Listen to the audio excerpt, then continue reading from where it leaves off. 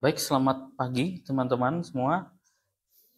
Ya, hari ini saya Anselmus Agung Pramudito akan memberikan materi. Kita saat ini ada di pertemuan 5 dari metode penelitian kualitatif dan kita sudah masuk dalam rangkaian proses pengambilan data di lapangan.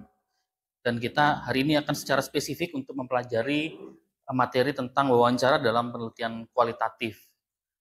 Nah, jika teman-teman mendengar kata wawancara, apa yang terlintas di benak teman-teman? Ada yang ingin berpendapat?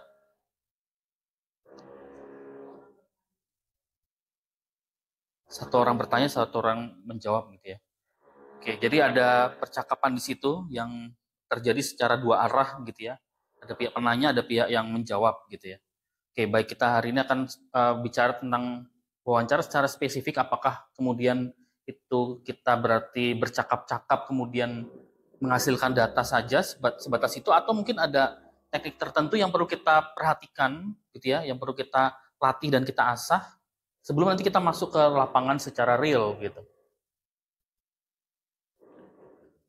Nah, jadi wawancara ini memang betul seperti yang disampaikan oleh Tela tadi, bahwa wawancara ini adalah sebenarnya percakapan gitu ya, atau proses tanya jawab gitu dengan tujuan tertentu. Nah, jadi penekanannya ada tujuan yang ingin dicapai di sini.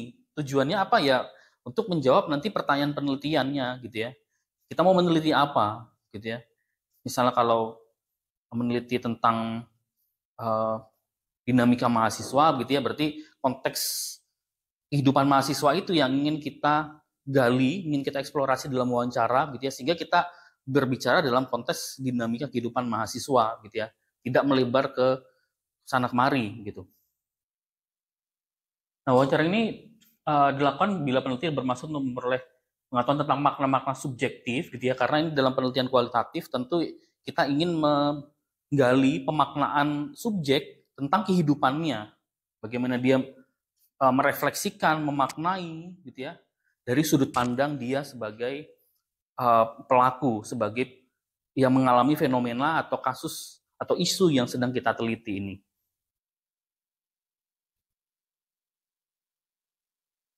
Nah, ada 3 jenis wawancara gitu. Yang pertama tentu wawancara terstruktur, yang ini memang harus selalu mengikuti pedoman wawancara gitu, yang tidak bisa lepas, yang berarti urut-urutannya itu harus selalu terikat gitu dengan pedoman wawancara, tidak dibebaskan untuk melakukan improvisasi atau probing dan sebagainya. Nah, ada juga dalam bentuk tidak terstruktur gitu ya. Nah, untuk para peneliti kualitatif yang sudah berpengalaman ini uh, akan lebih bebas gitu ya, selama ya memang ketika si peneliti yang berpengalaman ini sudah menguasai bidang yang ditelitinya gitu ya, karena ada penguasaan ini maka dia sudah punya poin-poin gitu ya dalam perbendaharaan pikirannya gitu ya, untuk mengajukan pertanyaan-pertanyaan gitu ya, sekalipun tidak disertai dengan pedoman wawancara gitu ya. Berarti bisa itu berarti pertanyaan-pertanyaan spontan yang memang sudah benar-benar dikuasai oleh si peneliti ini gitu. Jadi ada interaksi ilmiah tanpa adanya pedoman wawancara. Ini jenis wawancara tidak terstruktur. Nah, yang semi terstruktur gitu ya, jadi ini saran bagi peneliti pemula dalam metode kualitatif ini gitu. Jadi di sini kita mempersiapkan pedoman gitu ya. Pedoman wawancara itu harus kita persiapkan sedemikian rupa dengan kemungkinan-kemungkinan pendalamannya atau probing dan promptingnya nanti akan kita bahas lebih lanjut. Nah, ada poin-poin yang sudah kita siapkan dalam pedoman untuk kemudian nanti pada saat kita praktik wawancara, kita melakukan eksplorasi lebih dalam dengan teknik probing dan prompting gitu ya. Jadi lebih fleksibel gitu ya, tidak terpatok hanya pada pedoman gitu ya, tapi kita mempersiapkan pedoman dan kita melakukan pendalaman lebih dalam lagi di pelaksanaan wawancara ini. Kemudian yang perlu kita perhatikan juga dalam menyusun pertanyaan, yang jelas pertanyaan ini harus bersifat netral, jangan menunjukkan keberpihakan gitu ya, jangan menunjukkan uh, bahwa kita ingin menyerang satu pihak tertentu atau menyudutkan, mendiskriminasi pihak tertentu, begitu ya. Bahkan sekalipun subjek itu mengalami fenomena yang negatif, gitu ya. Misalnya pekerja judi online, misalnya kalau dalam topik ini, atau perselingkuhan, itu kan hanya bisa digali melalui penelitian kualitatif, gitu ya. Atau topik perceraian dan sebagainya, gitu ya. Kita jangan ngejudge si subjek, gitu ya, bahwa perselingkuhan atau perceraian itu buruk. Kita harus bersikap netral dulu, sehingga itu tertuang dalam poin-poin pertanyaan yang kita rancang dalam pedoman wawancara ini, gitu. Jadi yang pertama-tama yang harus kita perhatikan, yang kita pegang adalah pertanyaan harus bersifat netral, tidak diwarnai nilai-nilai tertentu, tidak mengarahkan dia, dan tidak memberikan judge positif, negatif, baik, buruk, benar, salah terhadap fenomena yang sedang kita teliti ini. Nah, kalau ternyata ada pertanyaan gitu ya yang ternyata tidak netral atau diwarnai dengan nilai-nilai atau judgement tertentu, bisa jadi nanti itu akan berdampak pada sikap subjek yang akan cenderung blocking nanti di tengah-tengah, seperti itu. Atau justru malah hanya memberikan jawaban yang bersifat normatif saja, gitu ya, sesuai dengan harapan dan tuntutan sosial di masyarakat, hanya sebatas itu saja, gitu. Yang kita inginkan atau yang kita ingin gali sebenarnya kan memang jawaban yang betul-betul menggambarkan dirinya dan pemaknaan si subjek terhadap fenomena yang dialami, gitu kan. Jadi bukan jawaban yang sekadar normatif saja, gitu ya, atau jawaban yang hanya dikemas demikian rupa yang malah justru tidak menggambarkan diri dan fenomena yang dia alami. Kemudian walaupun nanti yang kita wawancarai itu adalah orang yang mungkin cukup berpendidikan, gitu ya. Nah, kita perlu juga untuk menghindari penggunaan istilah-istilah yang canggih, yang terlalu formal, gitu ya. Karena ini kan percakapan sebenarnya. Jadi kita bisa aja buat suasana dalam wawancara itu, percakapannya itu rileks, gitu ya. Senyaman mungkin, secair mungkin, gitu, agar subjek juga tidak canggung, gitu. Dan juga hindari istilah-istilah yang tinggi, gitu ya. Ya kita kan tidak sampai mengukur bagaimana kompetensi atau pengetahuan si subjek, gitu ya. Bisa jadi berbeda dari diri kita, gitu ya. Sekalipun mungkin sama-sama psikologi, gitu ya. Ya mungkin kalau sama-sama di bidang psikologi mungkin masih bisa nyambung dengan istilah-istilah psikologi, gitu ya. Tapi kalau di luar bidang kita, gitu, ya mungkin kita harus sederhanakan istilah-istilah kita, gitu. Jadi variabel atau aspek psikologis yang kita teliti harus kita terjemahkan seumum mungkin, sesederhana mungkin, sampai semua orang yang mendengar istilah atau pertanyaan yang kita lontarkan itu bisa mengerti, gitu.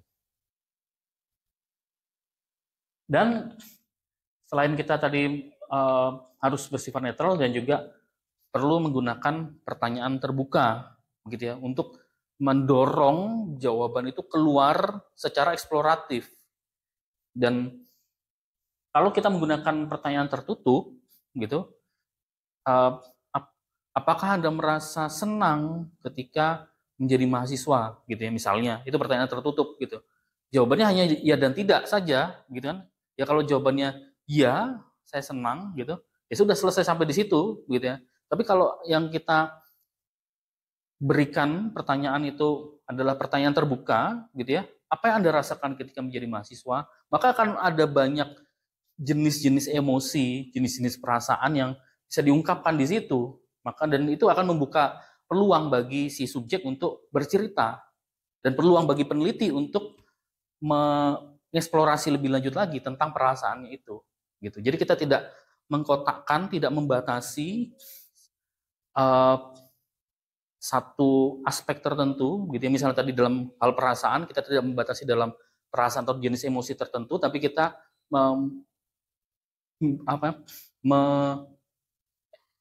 membebaskan, gitu ya, subjek untuk menjawab dalam ranah perasaan ini, gitu ya. Sehingga akan ada lebih banyak jawaban yang bisa digali di situ, gitu.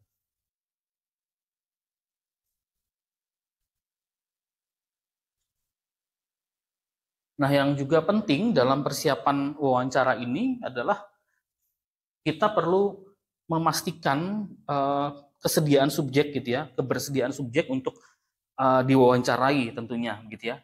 Nah, pada saat subjek menyatakan dirinya sudah bersedia, oke, saya bersedia untuk diwawancara gitu, maka kita perlu jelaskan gitu ya tentang hal-hal umum apa yang nanti akan kita lakukan, kita tanyakan, atau bisa terkait dengan poin-poin garis besar yang kita akan tanyakan nantinya gitu. Jadi kalau kita meneliti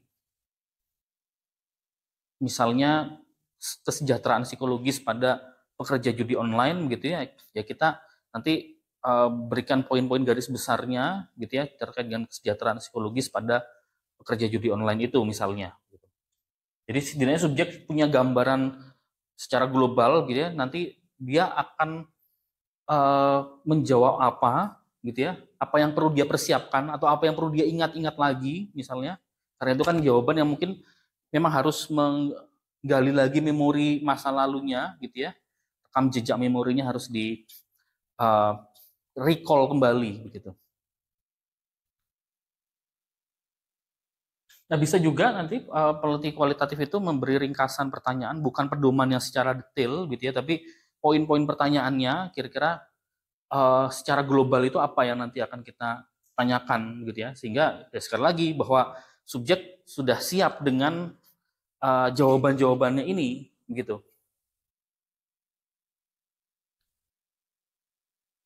Dan juga yang tidak kalah penting adalah kita perlu untuk melakukan report gitu ya, membangun hubungan yang baik dengan subjek gitu, sehingga nantinya subjek tidak hanya sekadar bersedia untuk diwawancarai, tapi juga bisa terbuka pada peneliti gitu.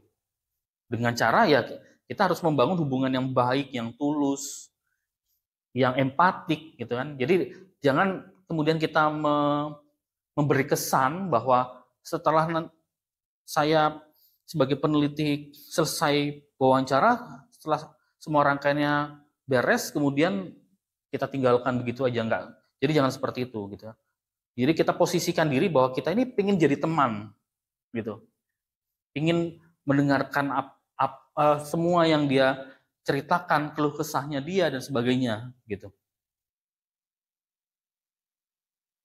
Dan kita perlu juga menunjukkan sikap sopan ramah kepada subjek agar lebih mudah diterima gitu ya, dan bisa bersamaan perlu menjaga netralitas data gitu.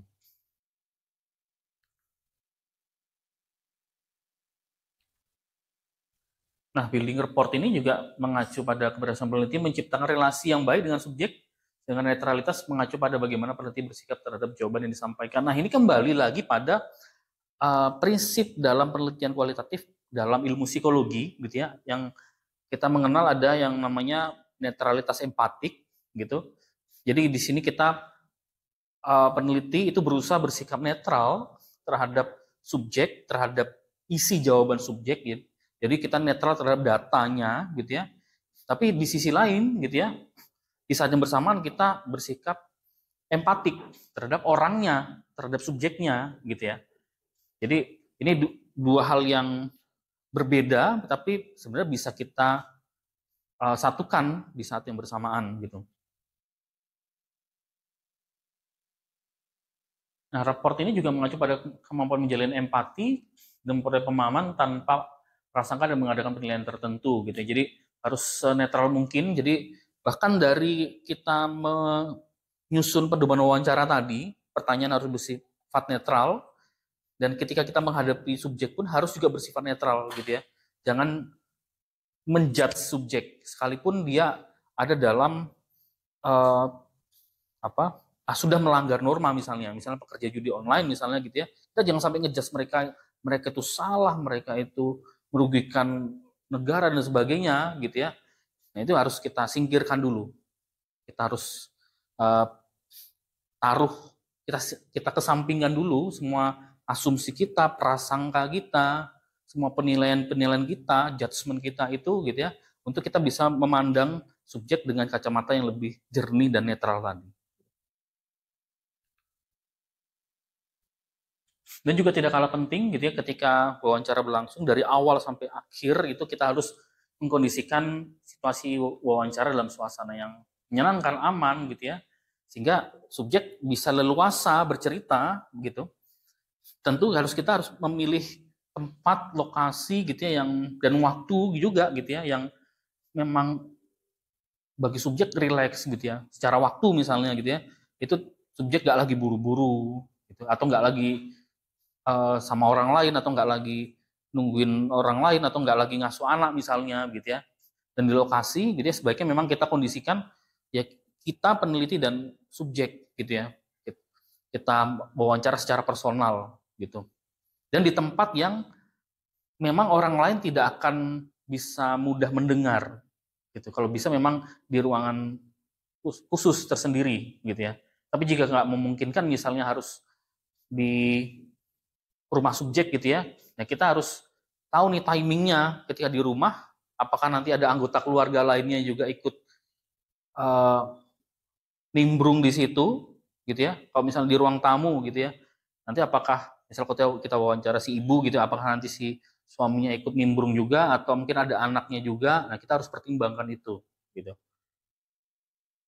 Oke, sampai di sini ada yang mau ditanyakan dulu teman-teman?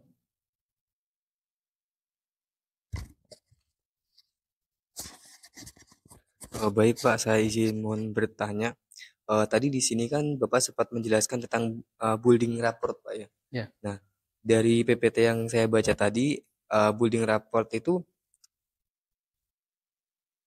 ada kata-kata gimana agar kita tuh bisa memberikan sikap yang baik dan sopan gitu kan, agar si subjek kita itu merasa tergugah gitu. Nah, apakah dengan cara subjek dan sopan itu, maksud saya apakah dengan cara yang sikap kita yang sopan dengan ramah itu menjamin subjek itu bisa tergugah dengan kita dan mau menceritakan apa yang dia rasakan secara menyeluruh gitu Pak.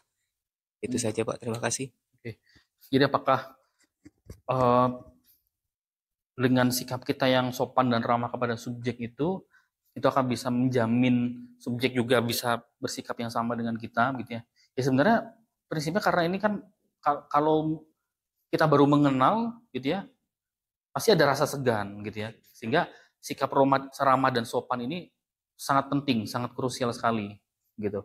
Nah, kalau yang sudah lama mengenal, ya tentu juga gitu ya, karena kan kita lagi ada tujuan tertentu begitu ya, sehingga kita harus betul-betul menjaga hubungan baik. Nah, hubungan baik itu dijalin ya dengan salah satunya tadi sikap sopan dan ramah gitu ya.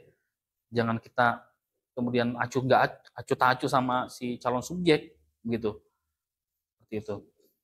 Apalagi kalau mungkin mahasiswa gitu yang meneliti orang yang lebih tua gitu ya, itu tentu harus betul-betul kita tahulah unggah-ungguhnya, kalau orang Jawa bilang, atau sopan santunnya gitu. Lebih seperti itu. Gimana, Andi? Oke ya, terima kasih pertanyaannya.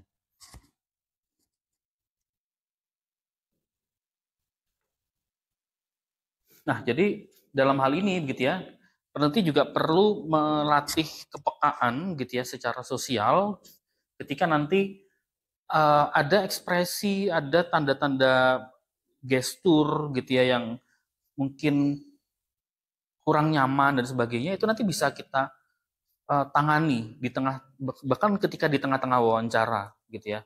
Karena bisa jadi ada pertanyaan tertentu yang membuat subjek nggak nyaman gitu ya. Nah, kita harus tahu nih gitu ya. Ya mungkin teman-teman sebagai peneliti pemula gitu ya, bisa jadi masih belajar tentunya, masih perlu melatih kepekaan ini, perlu melatih bagaimana menyampaikan pertanyaan dengan baik gitu ya. Nah, bisa jadi ada celah-celah kesalahan tertentu dalam penyampaian pertanyaan gitu ya, sehingga ini bisa mengganggu jalannya wawancara ketika subjek nanti di blocking gitu ya di tengah-tengah ini begitu kan. Nah, kita perlu bersikap peka begitu ya, memonitor respon subjek gitu ya. Apakah subjek bersikap santai atau memberi jawaban dengan menutup diri, bosan, khawatir, marah, tersinggung dan sebagainya gitu. Ini perlu kita antisipasi gitu. Jika subjek merasa tampak kurang terbuka sehingga situasi wawancara menjadi kurang kondusif, peneliti perlu mengambil langkah yang dirasa tepat untuk menangani situasi tersebut agar wawancara dapat berlangsung secara efektif gitu kan. Nah, jadi gimana kalau ternyata di tengah-tengah ini subjek blocking gitu ya, menutup diri, bosan dan sebagainya gitu. Nah, kalau misalnya dia udah bosan, udah nggak berkenan lagi misalnya gitu kan, padahal kita masih butuh wawancaranya lebih mendalam lagi gitu kan. Nah, ini ya bisa kita antisipasi ya dengan kita mungkin bisa mengalihkan dulu uh, topik pembicaraan gitu ke hal lain, misalnya uh, ketika dulu saya wawancara gitu ya di minggu malam gitu ya, mungkin si ibu ini sedang kepikiran anaknya di rumah, besok harus sekolah dan sebagainya gitu. Nah, saya buat dulu relax dulu begitu kan. Tanya gimana anaknya, gimana kehidupan sehari-harinya dulu. Jadi pertanyaan yang ringan dulu begitu ya. Baru kemudian kita masuk di topik wawancara kita gitu. Kalau di tengah-tengah juga sama seperti itu. Jadi kita bisa alihkan dulu ke pertanyaan yang lebih santai gitu. Mungkin 5-10 menit baru kita masuk kembali ke topik kita gitu.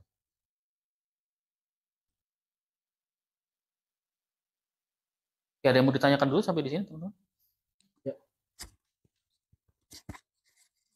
Tadi kan ada penjelasan terkait pertanyaan terbuka dan tertutup, Pak.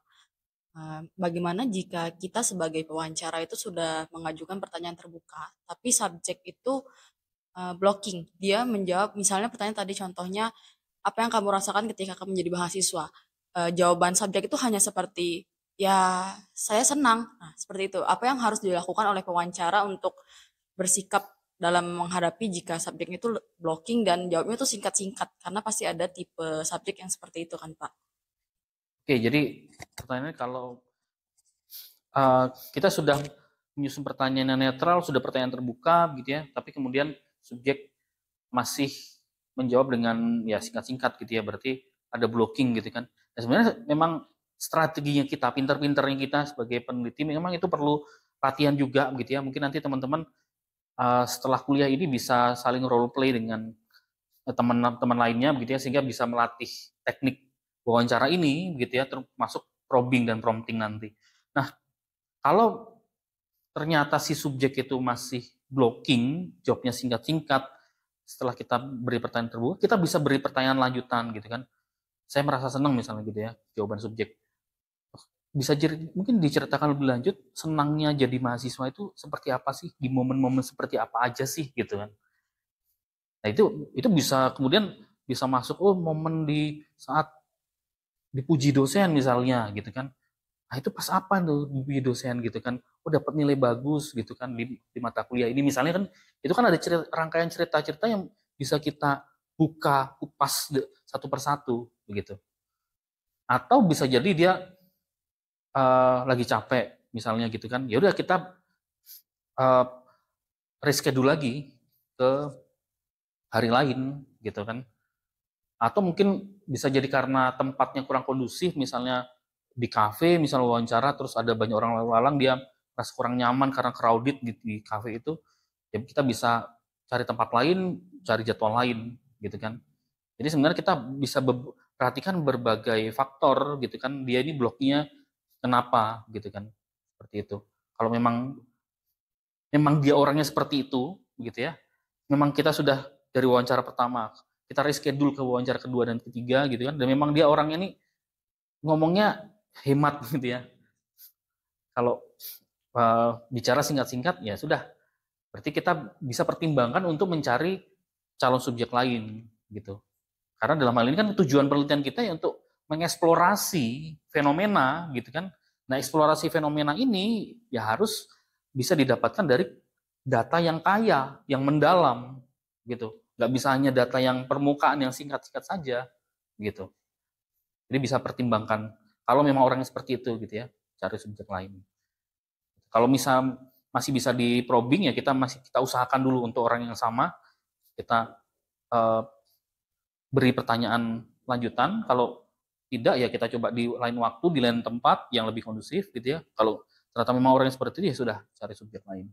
Jadi ada beberapa alternatif yang bisa kita pertimbangkan gitu. Oke, terima kasih pertanyaannya. Kita lanjut. Nah, terkait dengan pertanyaan-pertanyaan yang bisa kita sampaikan kepada subjek gitu ya, karena kita ingin menggali pengalaman dan pemaknaan terhadap pengalaman gitu ya, maka ada beberapa jenis pertanyaan yang bisa kita ajukan kepada subjek gitu. Yang pertama deskriptif, ini bisa ceritakan apa yang Anda kerjakan, misalnya kalau itu di komunitas peduli lingkungan. Naratif bisa ceritakan bagaimana kisahnya sampai Anda bekerja di sini, kemudian bagaimana tahapan Anda memberi informasi kepada orang-orang yang tidak menjaga lingkungan. Kontras, apa perbedaan memberi sosialisasi peduli lingkungan bagi generasi milenial dan generasi Z. Evaluatif, apa yang Anda rasakan setelah 1 tahun terlibat dalam kegiatan komunitas peduli lingkungan. Sirkuler, menurut Anda apa pendapat orang-orang terdekat Anda tentang keterlibatan Anda di komunitas peduli lingkungan. Dan komparatif, menurut Anda seperti apa hidup Anda seandainya tidak pernah terlibat dalam komunitas peduli lingkungan ini. Nah, ini mungkin model-model pertanyaan gitu ya, contoh-contoh pertanyaan, dan nanti teman-teman bisa modifikasi sesuai dengan kebutuhan penelitian teman-teman. Dan tentu gitu ya, ketika kita mengajukan pertanyaan dalam wawancara, kita bisa memperdalam, ini menjadi aspek kuncinya di sini gitu ya, sehingga kalau jawaban dirasa kurang, ini juga tadi menjawab pertanyaan yang diajukan Tela tadi gitu ya, bahwa kita bisa menggunakan teknik prompting gitu ya, kita mendorong subjek untuk bercerita lebih lanjut lagi, dan probing, kita mengklarifikasi lebih lanjut tentang istilah ungkapan gitu ya, baik kata, frase, atau kalimat tertentu yang bagi kita masih belum clear. Jadi kita clearkan dalam teknik probing ini gitu ya. Misalnya kita meng-highlight apa yang Anda maksud dengan merasa dibuang gitu ya. Jadi kita dengarkan subjek sampai selesai bercerita, nah kemudian kita catat kata atau frase tertentu yang bagi kita masih belum jelas, baru kita tanyakan nanti setelah dia selesai menjawab untuk poin itu. Nah, ini contoh pedoman wawancara yang nanti teman-teman bisa jadikan acuan gitu ya. Nanti teman-teman juga bisa modifikasi juga gitu ya. Jadi ada kemungkinan-kemungkinan promptingnya gitu ya, bisa teman-teman siapkan dalam pedoman itu. Nah, penentu keberhasilan wawancara tentu karena ini wawancara semi terstruktur bagi peneliti pemula, maka teman-teman perlu mempersiapkan pedoman yang memadai, kemudian melakukan building report yang betul-betul membuat subjek merasa nyaman, suasana cair gitu ya, tidak canggung dan sebagainya. Ini penting juga. Ini juga kemampuan kita gitu ya dalam menggali informasi selama wawancara berlangsung ini begitu. Oke, jadi dari materi tentang wawancara dan penelitian kualitatif, mungkin ada teman-teman yang ingin menyimpulkan sedikit 1-2 kata. Kalau dari saya, kesimpulan yang saya dapat itu wawancara itu proses tanya jawab yang memiliki tujuan, ya kan Pak. Terus ada 3 wawancara, terstruktur, semi terstruktur, sama tidak terstruktur. Juga terdapat beberapa teknik untuk wawancara itu sendiri, untuk menggali atau probingnya tadi, ada probing dan prompting. Kemudian kita dalam melakukan wawancara juga harus mengajukan pertanyaan yang terbuka. Kemudian untuk subjek tersendiri kita harus melakukan pendekatan. Itu kita harus membuat mereka merasa nyaman, dan kalau bisa tuh kita jadi kayak teman, dan sehingga mereka tuh mau terbuka sama kita dan menceritakan semua kisah mereka itu ke kita, sehingga kita juga dapat datanya itu yang kaya gitu Pak. Dari saya seperti itu Pak. Oke, terima kasih Tela untuk kesimpulan dan rangkuman dari materi hari ini. Oke, untuk selanjutnya teman-teman, hari ini kita akan ada juga penugasan di LMS, di Learning Management System. Kita sudah saya share penugasan untuk teman-teman membuat pedoman wawancara gitu ya, berdasarkan contoh-contoh yang sudah diberikan pada materi hari ini. Baik, teman-teman, sekian untuk materi hari ini. Saya ucapkan terima kasih atas perhatiannya. Selamat siang dan selamat beraktivitas. Terima kasih.